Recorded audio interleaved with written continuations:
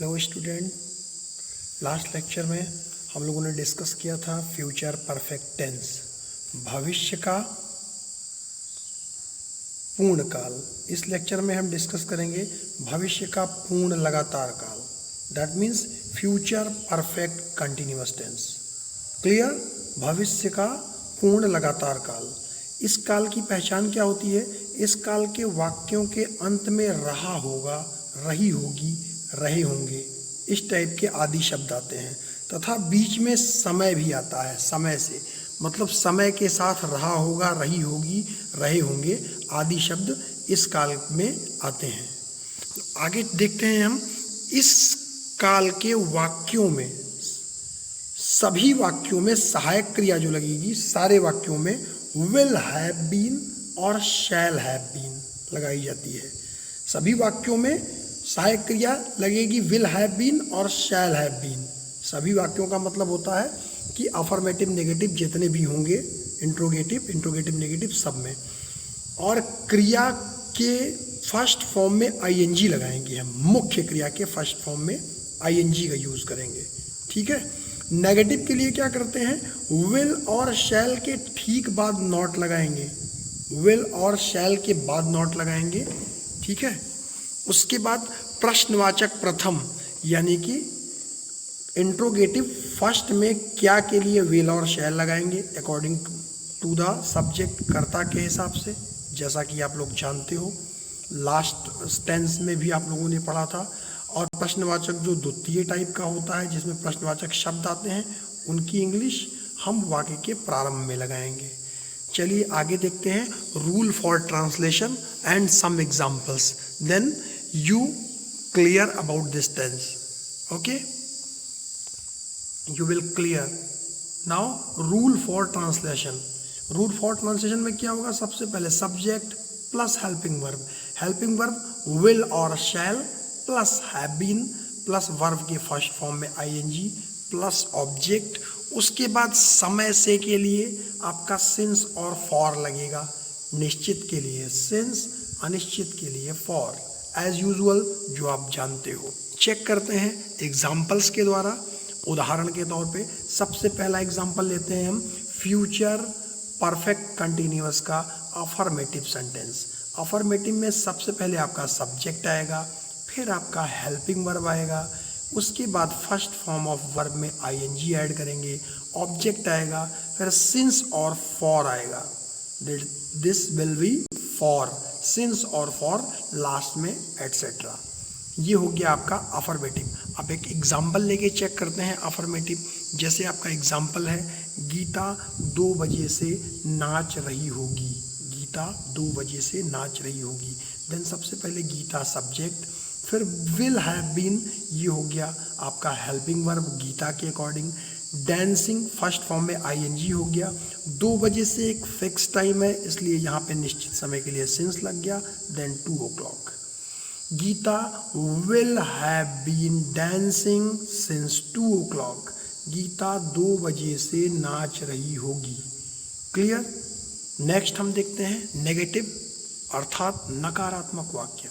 नकारात्मक में सबसे पहले आपका सब्जेक्ट आएगा, फिर हेल्पिंग वर्ब विल और शैल, उसके ठीक बाद में नॉट आएगा, फिर उसके बाद आपका हैव बीन लगेगा, फर्स्ट फॉर्म ऑफ वर्ब लगेगा, उसमें आईएनजी आएगा, सिंस और फॉर निश्चित और अनिश्चित समय के लिए, लास्ट में एटसेट्रा। एग्जाम्पल लेते हैं, एग्जाम्पल से और क्लियर होगा आपका। एग्जाम्पल है हम 2 घंटे से नहीं पढ़ा रहे होंगे। हम 2 घंटे से नहीं पढ़ा रहे होंगे।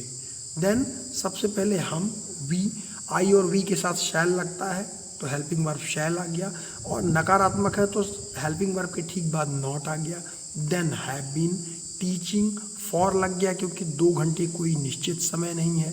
Then we shall not have been teaching for 2 hours।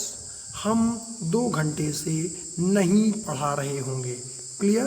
Future perfect continuous का ये आपका नेगेटिव।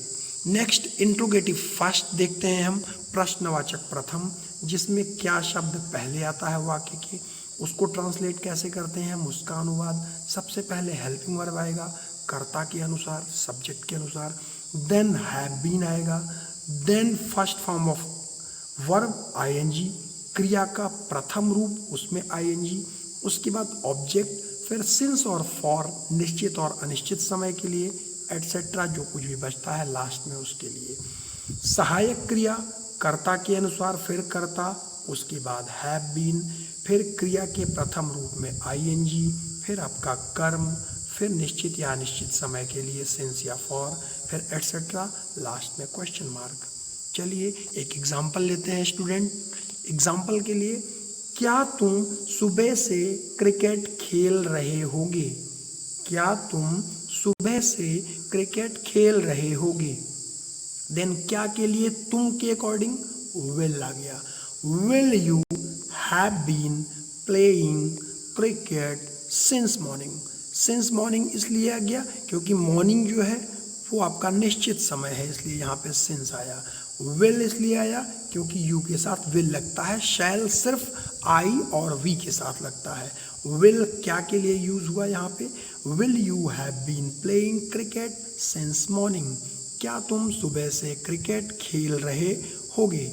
नेक्स्ट हम देखते हैं इंट्रोगेटिव टाइप 2। इसमें नेगेटिव भी है, मतलब नकारात्मक, प्रश्नवाचक नकारात्मक वाक्य। इसका हम कैसे ट्रांसलेशन करेंगे? क्वेश्चन वर्ड सबसे पहले लिखेंगे, जो प्रश्नवाचक शब्द वाक्य के बीच में आएगा उसकी इंग्लिश पहले, उसके बाद हेल्पिंग वर्ब आपका विल और शैल, फिर आपका सब्जेक्ट आ जाएगा।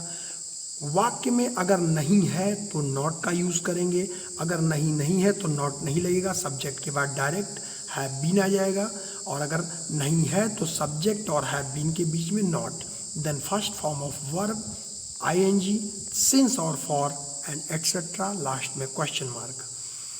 मतलब कि सबसे पहले प्रश्नवाचक शब्द, उसके बाद आपका सहायक क्रिया, फिर सब्जेक्ट, नहीं है तो नॉट लगेगा, नहीं है तो आपका डायरेक्ट हैव बीन लग जाएगा, फिर क्रिया के प्रथम रूप में आईएनजी, सिंस और फॉर निश्चित और अनिश्चित समय के लिए, कुछ अगर वाक्य में बचता है तो लास्ट में एटसेट्रा में ऐड कर देंगे, आदि में, फिर क्वेश्चन मार्क।